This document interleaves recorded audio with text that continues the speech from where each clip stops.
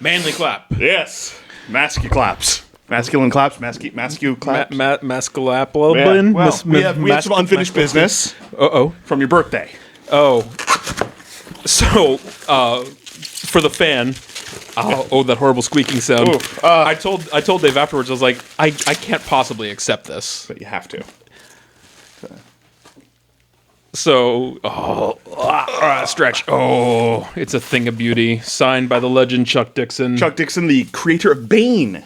Yes. The bane of Batman's existence. The Bat Backbreaker. Yeah, so he does stuff for Rippaverse. I think he's got some other indie work out there. He does lots of novels. I am on his most recent Lavoncade. So that's The Working Man, the Jason Statham film that is loosely based on the novels. Very loosely, yes. But it was a lot of fun. We went to see it in theaters. It was a fun Jason Statham beat-em-up movie. Yeah, he's playing the same character he's played for the last 20 years, doing the same thing he's done for the last 20 years. John Wayne. That was one of the best things ever, a micro impression. Yes. Where Jason Statham can take, "Do you know what I mean?" and turn it into 2 syllables. John Wayne. You know me. John Wayne. Yeah, it's fantastic. Absolutely awesome. Oh. Yeah, we're filming on a Monday. Yeah, it's a Labor Day. There's a U in communist holiday. Okay. I do not recognize it. I know. I'm going to work immediately after We this. Are working.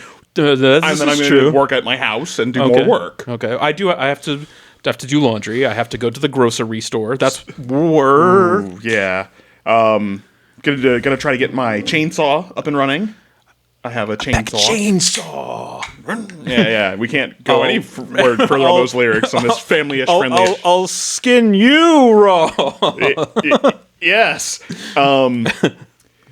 So my other task while I was at the hardware store, I was getting the stuff I needed to maintain my chainsaw, and I was looking for a particular product. And before I go off on my little mini rant, have you ever bought like exterior house cleaning products from the hardware store? I don't believe I have. I have a pressure washer, and that is it. Okay, so we get a decent amount of algae that grows. Yes. And there's a chemical that you can spray to kill it. Oh. Now, knowing that there are many departments in the hardware store, and this is why I was late. Okay. Because I didn't look, I just assumed they would be efficient and put it in one of 2 places. What 2 places would you have looked for something to clean the exterior of your house? In the outdoor nursery area, and then I would have looked where all the outdoor tools are, like your hoses and your shovels and your spades, etc. And then when it wasn't in those 2 locations, where would have been location 3? Probably where they keep all of like the other cleaning materials, your Lysols. And if it's not there, then you Google. And then you're probably going to find that it's by the like doors or something, right? Deck stain. Perfect. Yep, because it can also clean decks. Oh, yeah, and that's the logic that they have there. But literally, the 4th place I would have looked. Yeah. Not even on the list, actually. I had to look it up. I would not have looked there. I was like, okay, I'm going to start, because I know which one you went to, and the outdoor tool section, you go right through the double doors, and you're in the outdoor literally everything nursery. else I needed was right there. I had to go get the chainsaw maintenance kit. It has like a spark plug, a fuel filter, an air filter, all that. So I got that. It's right there. Did my sweep. Nope. Then I went to electrical, which is right behind it, because I had to get a new switch, because I have a switch that failed in the house. And then Wild Goose Chase. Excellent. Yeah, made me late. So we're filming on a day we don't normally film. Yeah, I'm later. Flustered. My computer wasn't working when I had to print stuff for today. Yeah, I had to force the system up to. It's just things are going swimmingly. So my daughter was for her birthday, she got a Switch 2. Oh, nice. And she had the Harry Potter game for Switch 1, and it's supposed to run way better on Switch 2. Is that the Hogwarts Legacy? The real one, like the actual, like the, yeah. So that was made for the big boy consoles. Yeah, they made a port. It was a perfectly fine game. If you were a Harry Potter fan, I'm sure it was excellent. Yeah. So she had to, but because of the way Switch 2 works, you have to, if it's a Switch 1 game, you're actually downloading it. You're not playing off the cartridge. There are no cartridges. And then you have to do a system update afterwards. And but she was doing all this stuff, and she said something like, "Your pathetic SNES could never." I was like, "Yeah, but it also, you just put the game in and it was done. Like, you never had updates." No, we grew up in a time where you bought complete games. Yes. And they worked. Do you remember when Blu-ray first was a thing? Oh. One of the big advertisements is you can connect your Blu-ray player to the internet. And rather than see the same trailers every time you spin up your Blu-ray, it will connect to current movies. So you're getting trailers for new movies, because everyone who starts their physical media that they purchased doesn't want to go directly to the movie. They want to sit through trailers, some that are unskippable, Disney. I love that when I buy a product, it is embedded with advertisements that are in the way of me getting to what I bought. Yeah. I love that. So this is the upside to physical media becoming more of a niche thing now. Yeah. Is you've got your Arrow videos, you've got your Criterions, your Shout Factories, Right. and they are straight to it. You get their little logo, and then you're straight to Right the into the menu. Yeah, the correct way. Yeah, you're paying. I would argue God's way. Yeah, you're paying a little bit more, but you're getting that premium more quality product. removes that advertisement wall. Thank you for saying advertisement. Anytime I said it properly, someone say more correctly. That's right. But what I wanted to say about Horseman, Yes. is I told you that I couldn't accept it, and you was like, there was a coupon, you were able to get it Yes. at a discount, and intentionally to give it to me. Yes. I was like, okay, that's fine, but I'm probably just going to give this to you for your birthday or for Christmas or Right. something. And then I did the narrator, and that was the last gift the brothers would ever give each other for the rest of their lives. That was the last gift the brothers would ever give each other for the rest of their lives. Which is It's just going to pretty accurate. So- this will just be a the Pong graphic with that just bouncing in between. We'll have so we're talking about one day switching to a live format. Yeah. And we will be One day very soon. from our offices. Yeah. So maybe this will be in my background While it's your property for 6 months out of the year, and then in yours for the other 6. That would be pretty great. Yeah. Yeah, so that is one of our planned steps for we've been doing our research, trying to figure out how to crack this YouTube algorithm, and everyone says you gotta go live. You have gotta to do go. And we've live. always wanted to go live. We have. But in this format, we would need more equipment and more people. We would. Otherwise, one of us would be on a system the whole time, switching cameras, loading clips, Right. all this stuff. So, but if we do it from our computers, we can use OBS or whatever. Right. Have our clips preloaded. And we're still going to have some Blibbity studio blobbity. segments peppered in. We're still kind of working out the kinks. Yeah. I have a vacation coming up, so we're going to worry about it after that. Yes, this will be Yeah, towards the end of the year. probably closer to Christmas that you'll start seeing us go live. Yeah, and we'll just see how that works. We'll stream to an audience of 0 and hopefully build from there. build from there. But Build they'll an empire. But the live streams will be available as Yes. episodes immediately after the live stream is Right. done. You set it to auto upload, which Yeah. is technical blibbity blobbity in the background. I hear the drums playing. That means the song is starting. So let's roll credits.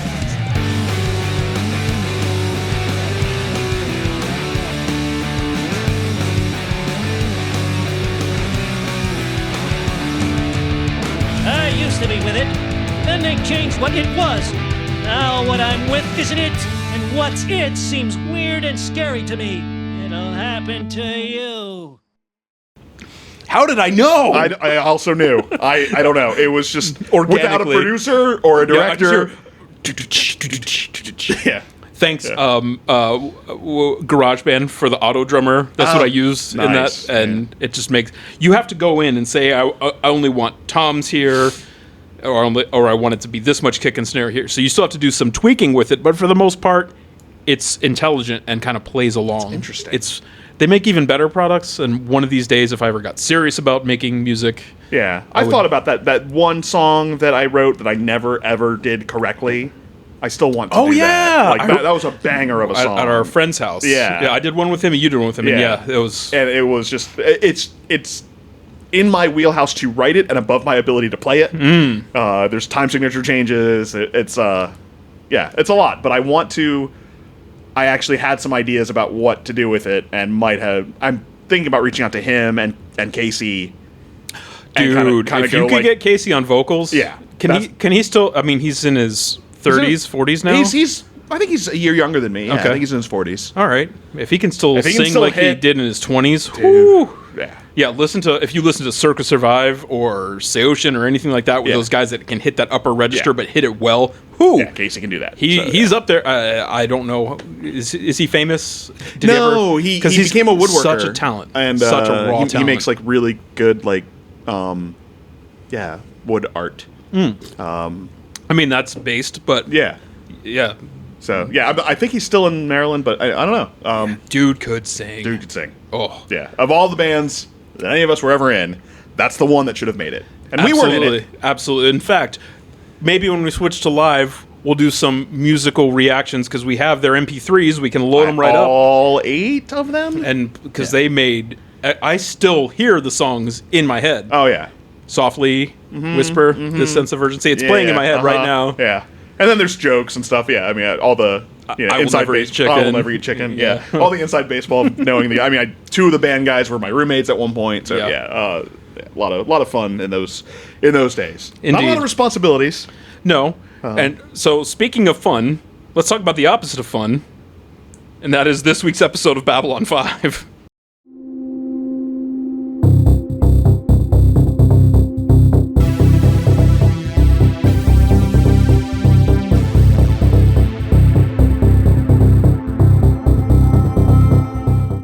So I've been foreshadowing that this is the worst episode of season 1 since we started doing Babbling On About 5. I am Dave, the bravest of my race. Yeah. You're just going to keep doing that, aren't you? I am Cornholio. You need TP for I need TP for my boat. I got to find my notes. So we were going to film a week and a couple of days ago. Yes. And I watched it in preparation then, and I told you this morning I am not rewatching it. No. For today. So thank goodness you have notes because this is all I got. So I have... Not only do I have notes, I have a palate cleanse. Okay. Because this episode is so bad that I treated myself to some memories.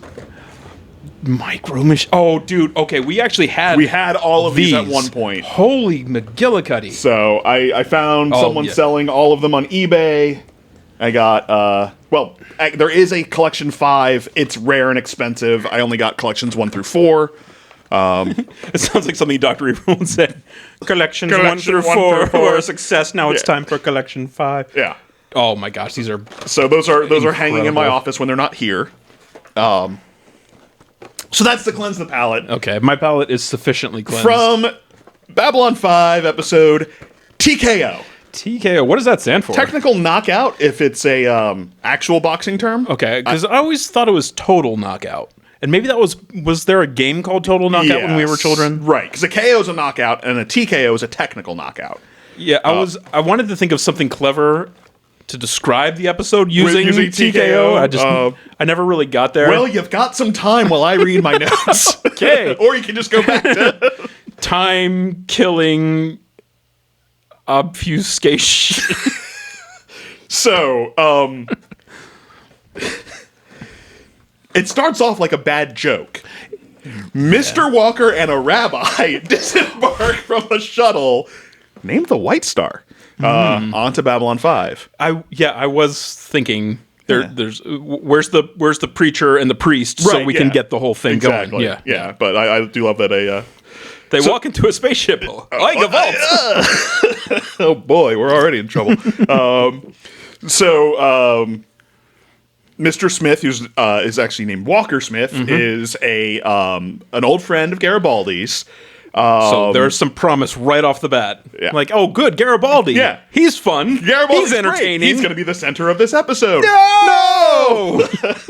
No, we're going to follow Walker Smith, who saves Garibaldi's bacon as a couple of black market... Thank you for saying market. We're in trouble again already. Oh boy! So he saves him from these shady dudes doing this illegal deal. One of them was about to stab him in the back, and he's like, you gotta watch your back, Garibaldi, or whatever." So they're clearly friends. Right. It's gonna be really short because we don't want to talk about this episode for long. No, that's fine.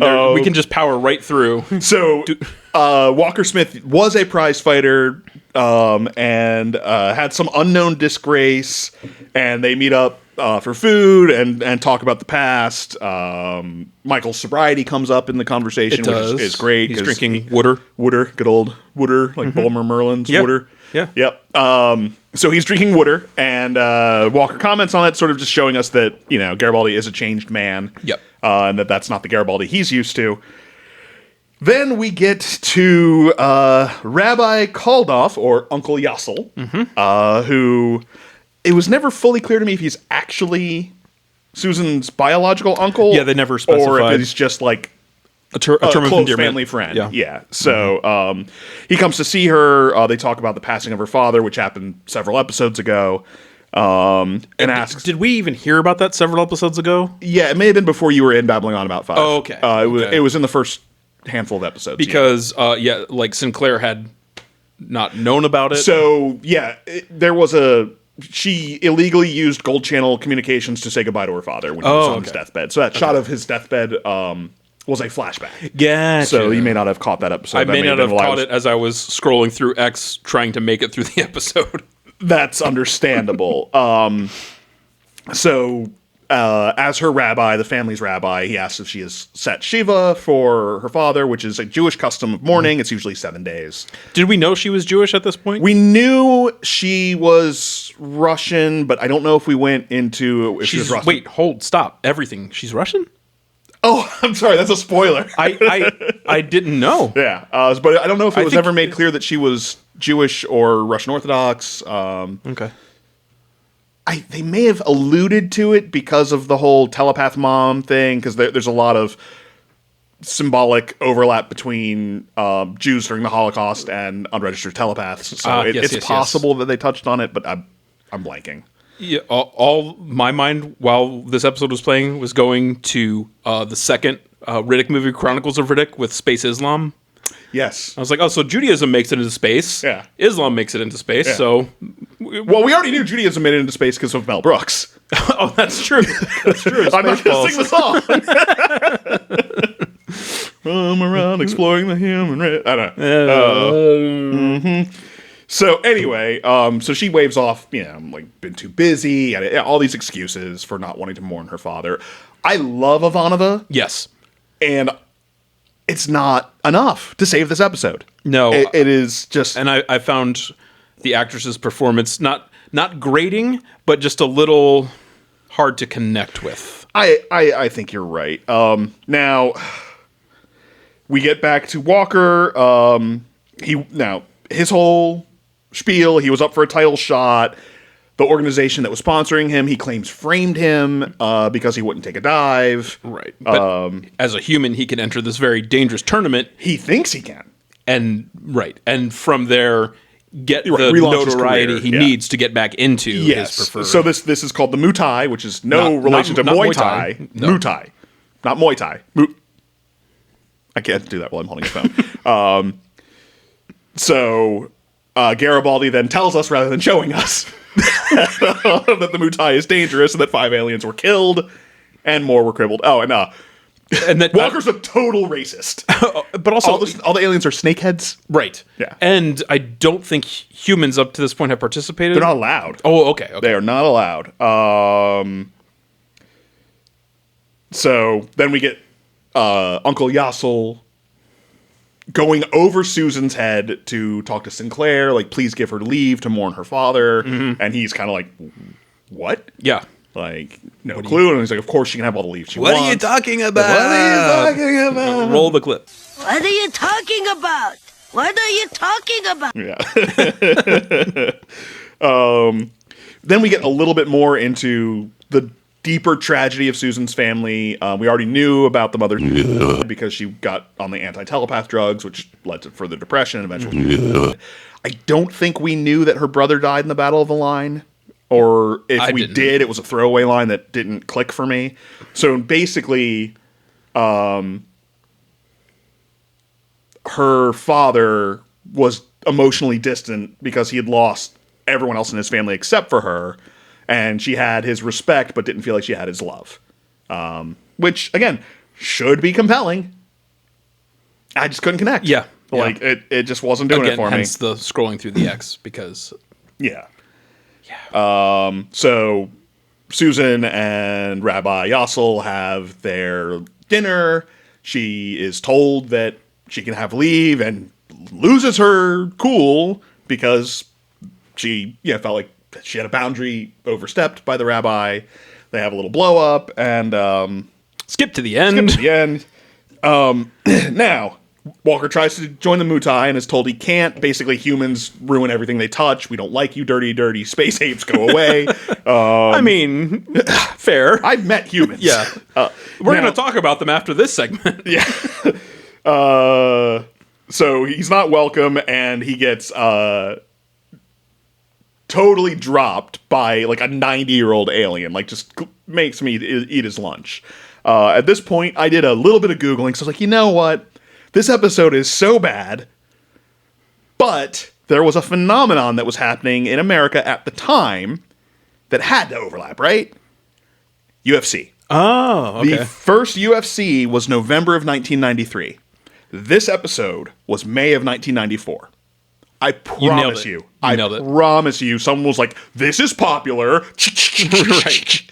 And if it was J. Michael Straczynski, I still love you. Right, but I think they're going to say, Straczynski, into my office. Listen, you want money for your little space show? We got to see people boxing, kickboxing. That was a cigar. Yeah.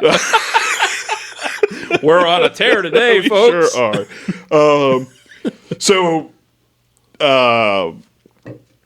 At this point, Walker says he's going to give it up to alleviate Garibaldi's worries. He's like, let's just go watch a match. Some other alien kind of whispers some secrets into his ear. And long story short, you can issue a challenge from the audience, which, if accepted, means he can fight in the Mutai. The guy that was not at all Kevin McDonald from Kids in the Hall accepts the fight.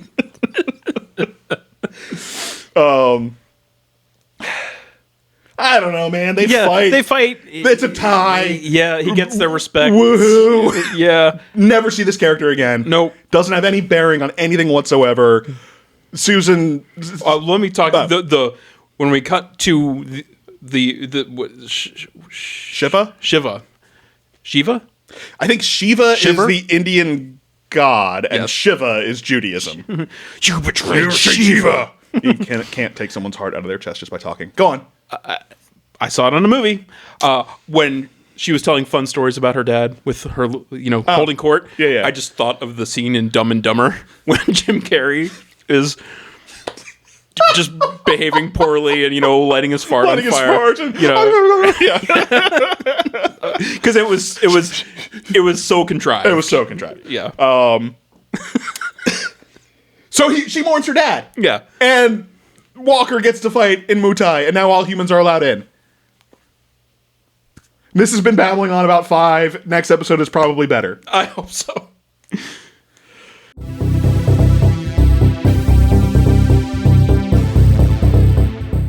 Oh, dude. Yeah. I love that show. Yeah, It is still arguably my favorite show of all time. It has bad episodes. It has an does. entire bad season eventually. But I'll tell you, in the last year rewatched all of The Next Generation, Yeah. and there was no bad episode as bad as this. Yeah, that's a pretty bad episode. That was pretty bad. Yeah. And there were bad episodes of TNG. But I guess... Yeah, I mean, it wasn't the one where Picard plays the flute a little weird?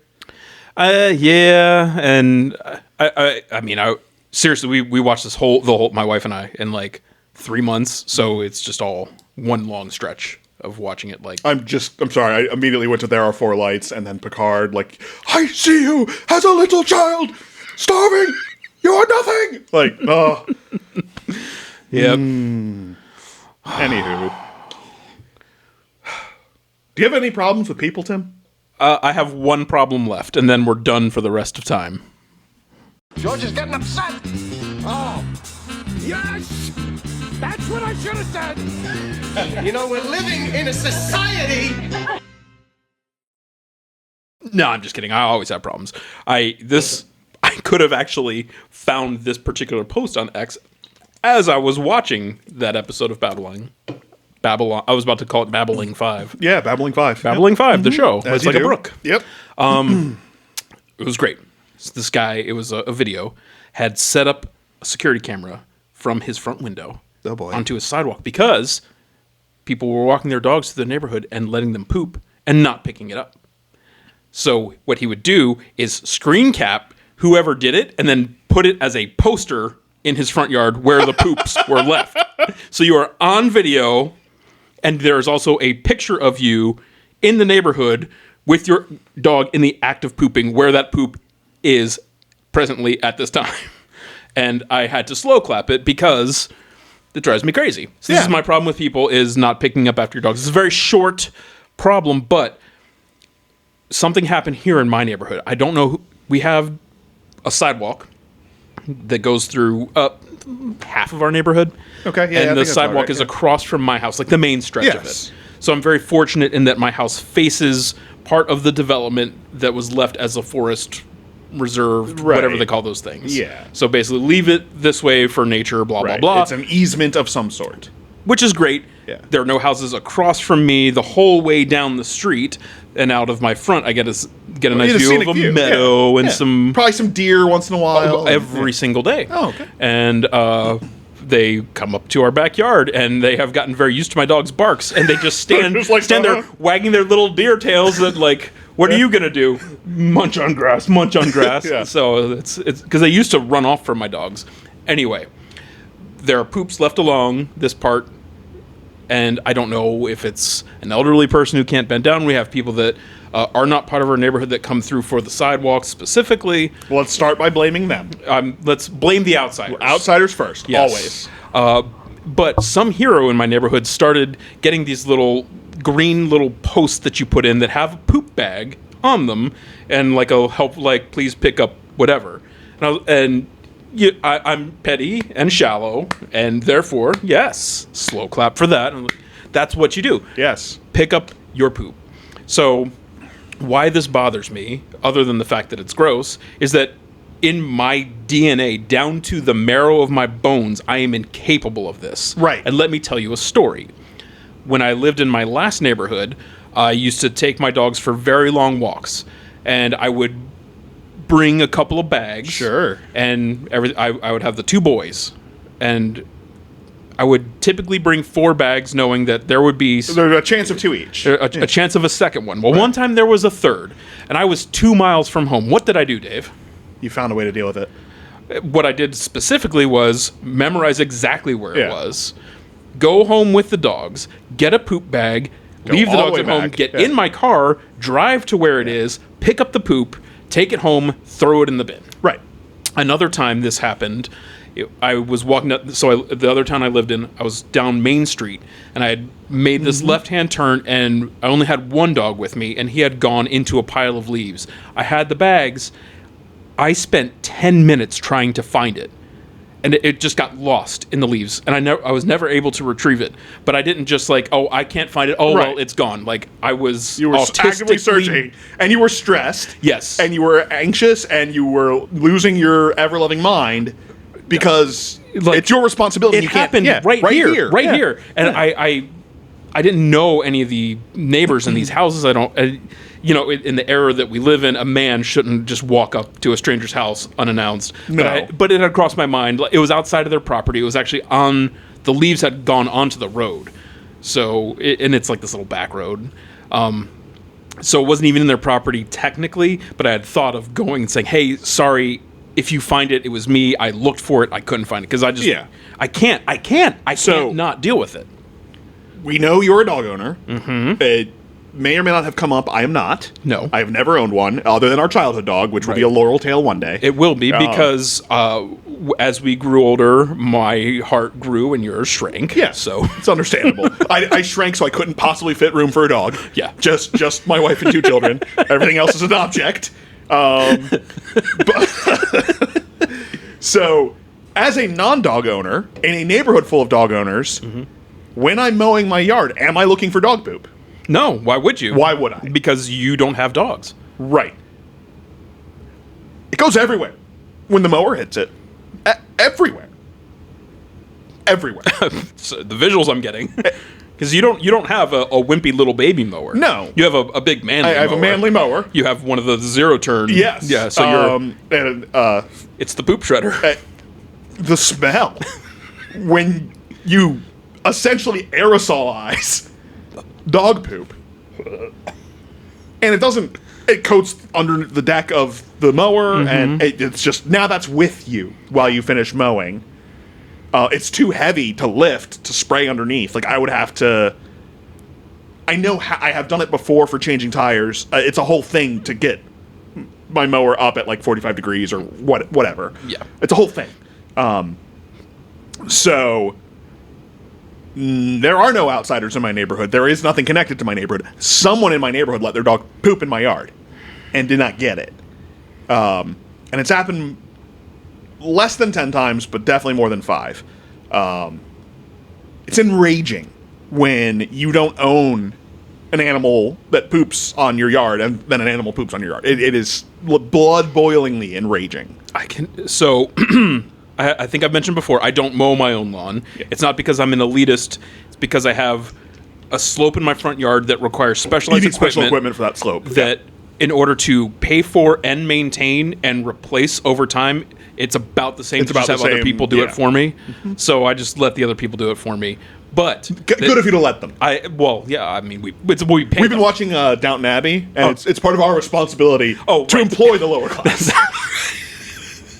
Yes, but they're super nice guys. They're awesome. Yeah. I wave to them and talk to them sometimes. But anyway, good of you to wave from on high. I make sure I'm well above them. If I'm in my car, get up to the second story and wave down. Good job. Good job. You're making sure you're in your dinner jacket. Well, it's after 5 o'clock, of course. Yeah. You're not. But no, they come on Thursdays. So when do I clean up my yard? Wednesdays. I go out and I scoop. I can't get it all because they're going to go out between while you're at work or whatever. Yeah. But I get 99% of it. Yeah. Because they're even when they mow. Thankfully, their blade deck is high enough that it doesn't shred the poo. Yeah. But it's still they're going to roll over with their tires. You got to think about your fellow man, and they're doing. This is sort of the undergirding argument of problems with people is think about your fellow man. We could call it that. So this is. I told Dave my dream one day, to just live completely away from people, and then what do we do? Like if I'm totally off grid in the mountains, right? We've got a lake or a river near me, and woods, and self-sufficient, and this and that. Like what would we call problems with people? He's like, remember people? Remember people? I was like, oh, I remember. I'm like, yeah, I can dial back in my memory, but there's enough stored in there to bring up the rage. Yeah, we have. Since we're on the topic of dogs, we have one neighbor who just doesn't like dogs. Okay. The Dave of our neighborhood, and so we've had a couple of run-ins with him here and there, and we've made accommodations. We brought our fence in because it had to be replaced anyway, and so they're not going right up against their property, so they can enjoy it. No problem. I wouldn't want that to happen to me, so I didn't pick this fence when I lived here, because we have got pretty big lots, and it was we didn't want our dogs all that far away anyway. Neither here nor there. But during COVID times, there was an explosion of dog ownership in our neighborhood to the point where I think he might be the only house of every house that he can see that doesn't have a dog, and definitely every house he can hear. I think when we moved in, we were the only non-dog owners. I'm pretty sure, and still are. No, we got some more soulless people moving since I moved in. So it's pretty now dog heavy neighborhood. We're now about a 50-50, maybe 60-40. It's still pretty dog heavy, but it's not utterly one-sided anymore. I'm not crying. So it splashed out of the can and onto my face. What's wrong with your face? So clean up after your dogs. Consider your fellow man. Yeah. It's not hard. It's really not. This has been Problems with People. We're living in a society. All right, sir. What's next on the schedule? I believe agenda? we've got a big screen blind spot lined up for you. Okay. So last time I nailed it. You did. You might this time too. I don't know if I've gone tricky enough for you. Yeah, there's things I want to talk to you about that I can't because I'm like, this could be a big screen blind spot of, things that we haven't, or I can't tell you movies that I've watched recently that I know we didn't watch together as kids. Yeah. Or let you even borrow. There's one that's still a sore spot for me that I don't know if it belongs where it belongs. Maybe a Laurel Tale. It's like one of the first times I ever went away that you and Dad didn't, and you watched a movie together in the theater without me, and I've still never seen it. I don't even know what that is. I do. It keeps me up at night. Which time? Because that happened a lot. Anyway, I guess we'll roll the intro for Big Screen Blind Spots. Big Screen Blind Spots. Stop telling me it had a blind spot. I could have been killed. Now, Biff, no. I never noticed that the car had any blind spot before when I was driving. So this is sort of... You gotta assist me. I'm beyond independence. I will use my extra long arms. All right, maybe I'll put them in chronological. It's how God made me. Something similar to chronological order. Chronorogically? That looks close. Clommernogic? So, a couple segments ago, we did Movies Made in Maryland. Yes. Which was part one of a two-part. This is movies that take place in Maryland. Interesting. But not necessarily made in. From what I could tell, they weren't, but I'm sure some internet genius will find that I'm wrong about one or two of these, but... Actually, that wasn't...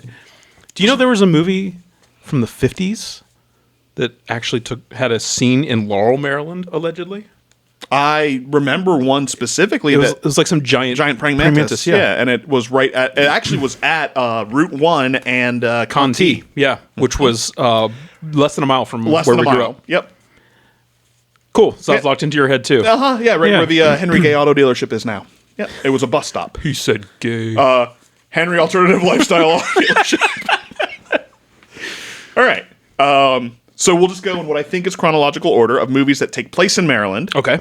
And then we will refresh the fan as to what the looking out for you, buddy. Categories are that you must put these in. Okay. So first up, Glory. I was just recently at Gettysburg. it's not far from here. No, it's not. It's 40 nice. Minutes.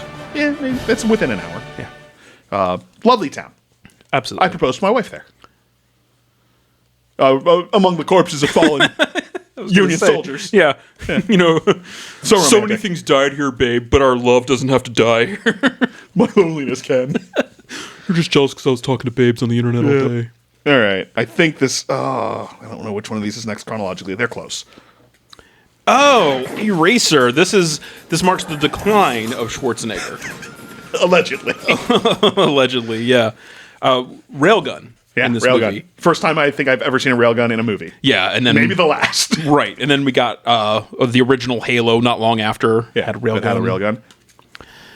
Deep Impact. Oh yeah, well there's scenes in Virginia Beach, but yes, they're the scenes in. Are they in Maryland? Oh yeah. Yep, my wife had never seen this. We just watched this like 2 weeks ago. Awesome. So it's gonna be fresher in your head than mine. Elijah Wood, and the scene where he goes back for his wife, and the parents are stuck in traffic, and she originally did not go with him to the shelter. Yeah. He comes back, and they're like, "You have to take the baby, their son," and Yeah. Just off the top of my Tearjerker. head, I was thinking Bruce Springsteen is Secretary of State. Man of the Year, never seen it. Okay. Robin Williams. Williams, Man of the Year. And lastly, Traffic. So what I remember most about this movie, there's that era in the 2000s where we took a lot of pride in watching movies that were a little askew, a little different. Not I mean, I guess this was a hit mainstream. it got at least Best Supporting Actor, I think. Yeah, and I mean, And Soderbergh. I mean, it's a pretty famous director. Yeah, but this is But I mean, he's mostly. this is more serious where work Michael for him. Douglas is the drug czar, and his daughter gets all strung out on drugs, and So you're looking at drug abuse from everything from user to dealer to law enforcement to policymaker. It's a series of vignettes interwoven. I remember it being a really good movie, but yeah, it was like where the popcorn flick was no longer appealing to us. We needed, were above it, right? We needed something cerebral because we were such. We could not lower ourselves to be merely entertained. Right. Yes, it had to also make us better people and define our personalities. While we're on the second story, waving down in our dinner jackets because it's after 5 o'clock. After 5 o'clock, and we're not animals. Right. All right. So to refresh the fan, We have 5 categories these fall into. I saw it in theaters. I saw it shockingly late in life. I watch it routinely, religiously, whatever. I think it is over or underrated, and I never saw it. Okay. So let's see. And obviously there can be overlap. Some of these, more than one, could have been seen in theaters, but if the only thing you have to say about it is I saw it in the theater, like, yeah, if it doesn't fit the other categories. All right, so I'm going to go with Eraser for theaters. Okay. Even though you said allegedly, potentially implying that you've never seen this movie. But it's also Arnold. It's too loud. I'm going to go with, also, you have never seen Man of the Year. Okay, never seen. Okay. Oh, wait a second. I'm going to change my answer. Okay. Deep Impact you've seen in theaters. Okay. Wait a second. Okay. Wait a second. Oh, this is tough. Yeah, okay, good. This is tough. I was worried because I knew a few checked the same box. Yeah. But I wasn't sure where you would put everything. Because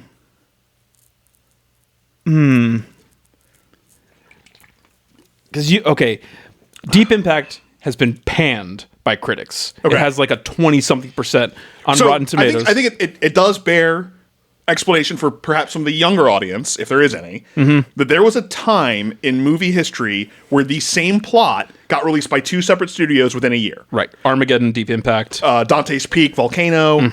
You had, those are the 4 most iconic, because they kind of all happened within the same 4 years. There's a few others that Arlington Road and Blown Away. Yeah.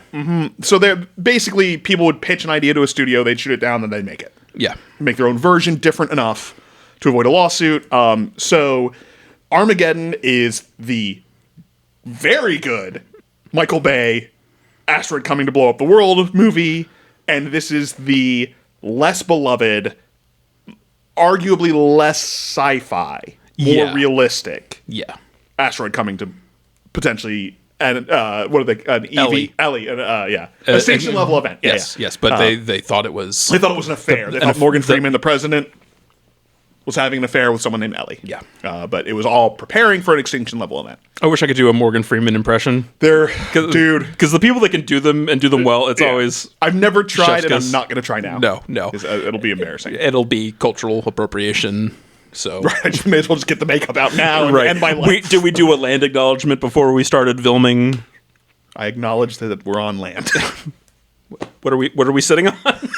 Land. Yeah. All right. Okay, anyway, back to it. That explains what Deep Impact is to the ladies and gentlemen. But I have to say, as I remember in theaters, Armageddon, loved it, still love it to this day. It is cheesy, but it's Michael Bay.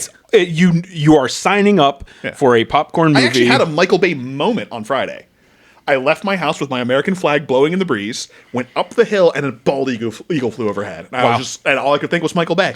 I'd seen some electric guitar. Right, you stand up, and the camera's panning around you. Yep. And around. Is that what I said? Or whatever happens. Well, I was thinking like the Bad Boys shot, and but he does that shot in almost every movie. It's awesome. It's like Snyder super slow mo. Right. Some guys you have watch the movie, you know what you're getting into. But I will say, over the years, at first I thought Deep Impact was so-so, but over the years I have grown to think it is actually a very underrated film, which is now you're curious where you're gonna because I mean I know my answers would be actually I've actually never seen Glory either. I saw part of it and got to I was younger and got to one of the guys getting his leg sawed off and I was done. Brutal. Matt the Legend, that was his favorite movie when he was like middle school, maybe. Speaking of Matt the Legend, let me just continue to let's just never play this game. I'm going to just derail this, and I'm stalling because I'm not going to get any points. Okay.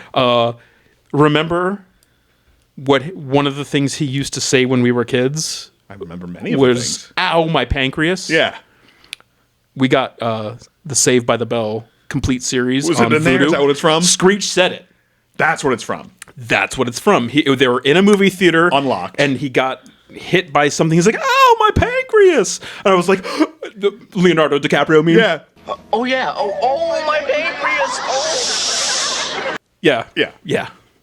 So we're on to you, Matt the Legend. We are. So there you go. There's your closure 30-something years later. Long overdue. That's where it came from. I actually could just go home now. Yeah. Oh, all right. Well, thanks for watching. All right. I'm going to move the mic out because I need to peer over. Okay. So yes. I might need you to perform some commentary. All right. Let's see here. All right. I'm going to stick with Never Seen. Never Seen, Man of the Year. Okay. I'm going to go with underrated. Okay. Seen it in theaters. Okay. Wait, we have Religiously and Late in Life. It's too hard. Because I could swap these around. We'll have to do this religiously and that Late in Life. Okay. So, 2 out of 3. Okay. I have never seen Man of the Year, and I saw Eraser in theaters. Okay. So what's left then? I think Traffic is overrated. Okay. I think people were in love with that sort of washed out yellow color theory that he was doing. The P filter. Yeah. I think it had a powerhouse of really good dramatic actors. I just think it's so-so. It's like 93% on Rotten Tomatoes. I would not give it anywhere near that. I have not seen it since my age began with a 3. I don't ever want to see... Like, I'm not like, you know what I feel like watching? Traffic. Traffic. Yeah, let's watch people just have horrible life experiences. Yeah. Kind of like a Crash. That was another movie that was like that. When I was building this list, I thought that was Crash. And I was like, oh, good, I think both are overrated. Great, this changes my list. Not at all. Glory, I saw shockingly late in life. Oh, okay. I watched it for the first time in spring. Oh, okay. It's fantastic. You should watch it. I think I can manage. Yeah. Having seen Saw. I can now manage. Right. That is not body horror. That is just. And then Deep Impact. I actually watch it regularly. It's in my rotation every year or so. I think have the 4K Blu-ray now because again, it also could have been on underrated. But I don't watch that regularly, and Deep Impact comes through every year or two because it again, as I grew up, I realized it was the better movie. Funny how life works. Yeah. So with only 2, no points. But we played, we made content. I rambled on and on and on to try to save myself from shame and embarrassment. Yeah. I'm happy with 2. It's almost 50%. Almost. If there was a half point possible, but there's not. So here, the Hulkster will give you a thumbs up. Thanks, brother. Not everyone's your brother. Okay, brother. Genesis confirmed, brother. All right, that's been Big Screen Blind Spots.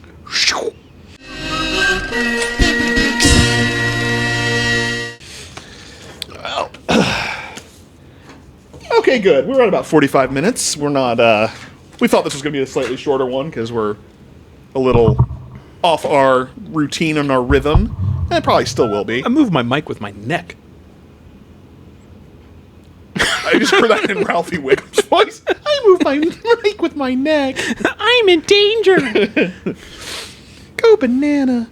Well, any little nuggets or gems for the ladies and gentlemen before we move on to the final segment? Nothing interesting. The only thing I'm going to say is since you brought the Dragonberry Strawberry, it's the only one I've been drinking. It is a nice mild flavor. It is probably about... Have you had the watermelon yet? Not yet. That's the one I have left to try. It's the last one of the 16-ounce cans. Good. But what's great, too, is that Amazon sells the 12 packs of these for a full $4 less than everything else. So not only is it delicious, but it's budget friendly. Thanks, Celsius. It's a choice for a new generation. Wayne's World. Party time, excellent. All right. Can we just do a podcast just about Wayne's World? Waynecast on it. Waynecast. Yeah. All right. Well, I guess if we have nothing else to say, we can transition to the closing segment of our show. Yeah. The non-blasphemous. Holy crap. I had 80s and 90s Christian parents. And they were gonna show people that weren't even saved Terminator 2! Who could it have been? Satan!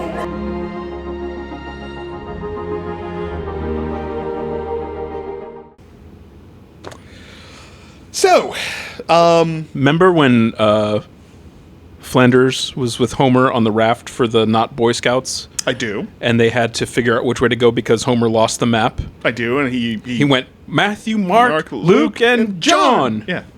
What are we talking about today? We're talking Dave? about the Gospels, Tim. See how I brought in? I do see how you tie. If only this were a Simpsons week, not a Babylon 5 week. It doesn't matter. Remember when Rabbi Yassel denied the divinity of Christ? Was it? You mean Krusty's dad?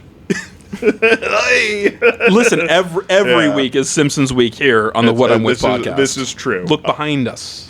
So, a lot of people have a misunderstanding of what the Gospels are and aren't, and we kind of wanted to talk a little bit about how 4 separate inspired testimonies, while not line by line identical, tell the same story, and how that's actually more compelling evidence, not less. First and foremost, anyone in law enforcement will tell you if 4 people tell you the exact same story with all the exact same details, they're lying. Interesting. Because they've rehearsed it. Oh, yeah. So they have rehearsed all the details, but if you are talking about your experience with a mutual friend, you are going to talk about what matters most to you.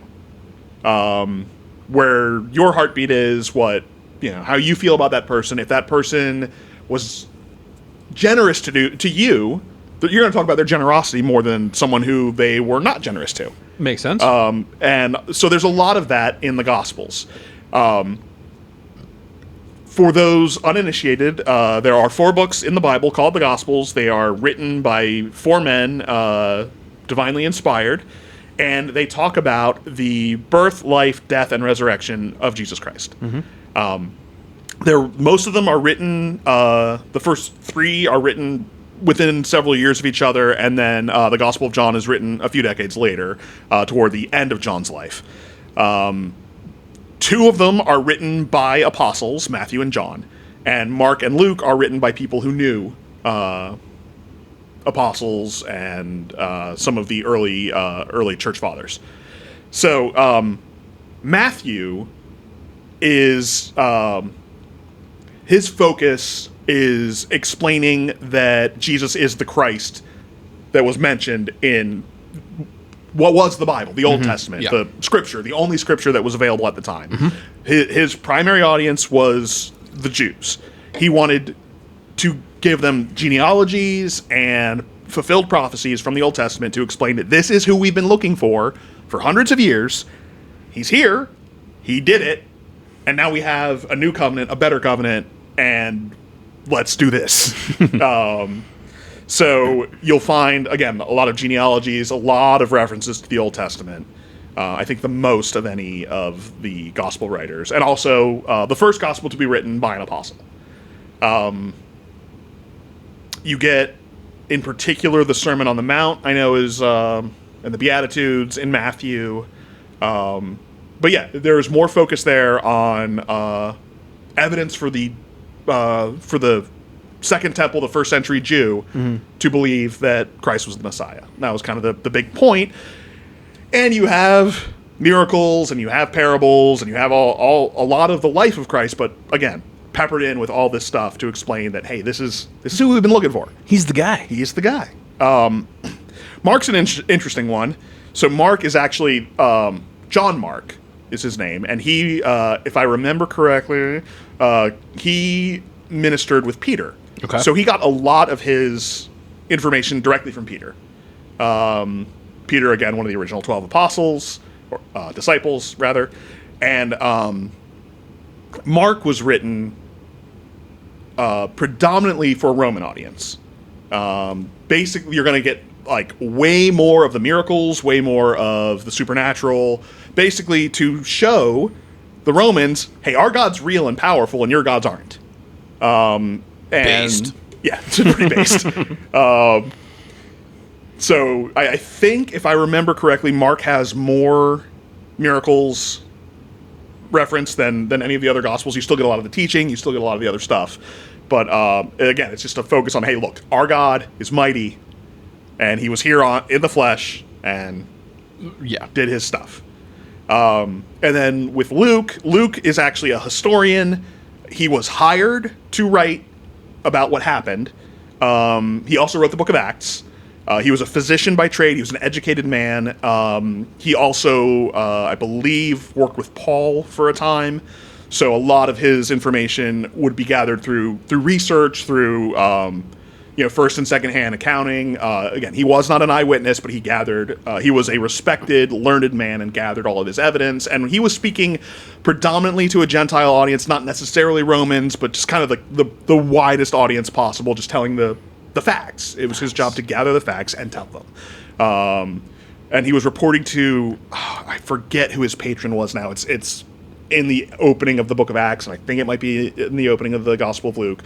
But he's basically writing to someone who paid him to figure out, hey, what just happened in Jerusalem and Judea? Like, what's all this stuff I'm hearing? Who is this Jesus person? What happened? Wow, that's awesome. Yeah. I went into this cold because 50% lazy, 50% curious. Yeah. So, and then and I joke with a couple friends of mine. Then there's the gospel that was written just for me, which is the Gospel of John. John is my favorite book of the Bible, probably. Has the most famous Bible verse known to man, Bible John verse 3:16 of all time. John is the only disciple to reach ripe old age. He referred to himself as the disciple who Jesus loved, which immediately just tells you the intimacy he had with the Savior, and that he was so confident of Christ's love that that's how he referred to himself. He wrote his gospel as a reaction to the Gnostic heresy. So Gnosticism had taken a Greek philosophical idea that everything spiritual is good and everything physical is bad, and twisted the life of Christ to basically be that he could not possibly have been God in the flesh, because that would be corrupt and evil. Oh, okay. Physical. Because it's physical. Which completely negates the Genesis account pre-fall. God looked at everything he made and said, it is good. Physical creation is good. Right. It fell, but its natural state is good. So right out of the gate, in the beginning was the Word was with God, the Word was God, and just came in the flesh, was fully God, fully man, like just out of the gate. Not only is Gnosticism wrong, but God is in the flesh, incarnate, and it was good. Nice. And yeah, John's just, and there's less genealogy, less history, less miracles, I think, in John, but it is all about the heartbeat. It is all about, if you have seen me, you have seen the Father. It's the only gospel that references when Jesus washed the disciples' feet, that God in the flesh, so humble that he would wash the feet of the people that serve him. Yeah. Yeah. This is what I was telling you. We were talking yesterday, and we were talking about the sermons we had heard at church. And so we were at my church, they were talking about the brain fart. Yeah. The Good Samaritan parable. Oh, yes. But yes. And the pastor had a spin on it that I hadn't heard before, and just saying, isn't it amazing? So we've both been Christians our entire lives, 40 odd years. Yeah. So we'll say 35 of pure sentience. Yes. And some amorphous time in there. Right, yeah. Right. And not necessarily fully, not, I don't want to say fully practicing our faith, but not always fully engaged in our faith. Sure. But a long period of time. Yeah. And despite that, there's always something new. There's always something to uncover. There's always a different way, to have the scriptures speak to you. Right. And yeah, so this is all really cool because I'd never really got into this context before about the different why gospels. the gospels are the way they are. But that's awesome because each guy is doing a different thing to a different audience. And all telling stories that do not contradict. They highlight different parts. Again, you're telling the same overall story. You're telling, like, okay, here's how I'm going to address the Hebrews. Okay, well, here's how I'm going to address the Romans. Oh, here's why I'm going to squash heresy and explain that he came in the flesh, fully God, fully man. And John has, again, as you said, John 3:16, for God so loved the world, that he came and gave his only begotten son, that who should believe in him will not perish but have eternal life. It's fantastic. It's the best news you'll ever hear. It has the kingdom of God is here. Repent and believe the good news. It has his high priestly prayer. I pray that the church will be one as God the Father and I are one. Like, John is just, you check. Right. You just go through it and you're just like, my heart. Like, right. And unfortunately, the comedic side of my brain, the narrator, unfortunately, the church would never be one. But I mean, yes. I joke, but sadly, it is what we aim to. It's unity. It's a lack of division. Right. It's covering one another's failings with love rather than criticism. There is an urban legend, if you will, that when the apostle John was old, they would carry him from meeting to meeting, and all he would say was, "Little children, love one another." And that someone asked, basically he's like, has he lost his mind? Like, why is that all you say? And he's like, because it's enough. Right. It boils the whole thing down. Like, yes, it's enough. Just love one another. Kind of like even Jesus boiled down the two greatest commandments to love God, love the Lord your God, and love your neighbor as yourself. So, right. It's just two commandments. Love people. Yep. It covers all of them. All the law and the prophets. If you do those two things, by design, you are already doing everything else. You cover not just the 10 commandments, you cover all Levitical law, all Mosaic law, like you cover everything. Right. Yeah. But also you still find that there's no way you on your own can live up to that standard. No. And that you do the closest you can ever get is through the power of the Holy Spirit. It's not your own striving, though you should endeavor to do well. Yes. It is still divine power that gets you there, not human striving. Right. There's literally nothing we can do short of asking the Lord. Right. Ask the Lord and obey. Right. So yeah, I just wanted to touch on the Gospels, in particular John, because it's really, I've read it a handful of times this year, read it in a few different translations, and every time I read it, I'm floored. Like, nice. It just. I might read these in the easy translation. Oh yeah. I'm so fascinated by that. Yeah. But and didn't they make like a millennial Bible also? Dude, it was horrible. Yeah, I don't remember what they called it, but I remember reading. What in Romans, the living sacrifice, therefore, brothers, in light of God's great sacrifice, I urge you to offer your bodies as living sacrifices, holy and pleasing. And it's like something like, God is nice, so we should also be nice. Like, that's not what it says. But, yeah. Wow. Yeah. So I think what I would say to anyone out there who's never cracked a Bible, and we talked about this a few episodes ago, it's not written to be read in order. And while there's amazing stuff in the Old Testament, if you are interested in the faith, new to the faith, start with John. Just read John. You'll get the heartbeat of who God is. Come on. I mean, Jesus himself says, if you have seen me, you've seen the Father. He is the perfect example of who God is in character, in attribute, and the God who created the universe washed the feet of the people who followed him. That's crazy. Yeah, that's bonkers. That's crazy. I don't know that any other earth-based faith has anything even close to that. I don't believe they do. I mean, I'm not an expert, so I don't know. But anything to add? No, except do what he said. Read John. I'm working through the Old Testament because I've never done start to finish, and I'm working on that. Oh, cool. So. Yeah. Where am I? Nehemiah.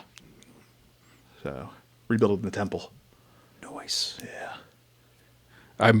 Even though I started with Joshua and was going up through, got up to Proverbs, and was like, I really want to go back and start over and do it from start to finish. So I'm back through. I'm somewhere in Joshua. Cool. Almost Judges. So nice. Yeah. I have interesting stuff about Judges for you later.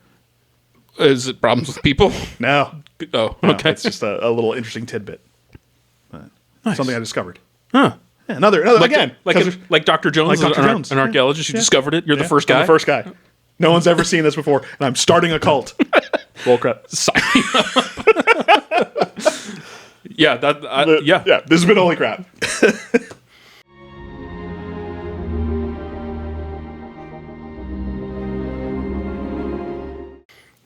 we've come to the end. We have. We're over an hour, so that's good. That's good. We're a little worried. We're gonna tighten it up. I think we need to tighten it up a little bit if we're going live. So yeah, because if we're doing lives, we're about an hour. Yeah. Oh yeah. Again. Kids in the hall. Don't got. Again. All right. Well, do that the stuff. thing is rolling under us right now. Yeah, with a clever witticism that you have to come up with this time. A witticism, to type across the thing. Okay. Yeah, that's what typing across the thing looks like. That's exactly what it looks like. Yeah. I'm typing faster than Tim's hairline is receding. Could be said for either of us at this point. Oh yeah. It's obvious right now. Time and tide wait for no man. It's so obvious the center bit. Oh, dude, I hate it. I hate it. It's like, can I just have a normal, even, straight hairline? Oh, mine egressed then regressed. Right? Can I? Or because then I just want to take clippers and just mow it and go full. What's his name from The Shield? Walton Goggins. Oh yeah. 5 head. Yeah. It's more like 6 head. 6 or 7. Yeah.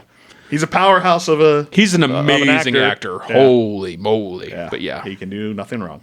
Well, I'm sure he can do something wrong. He can act doing things wrong. That actor is good. His films are good.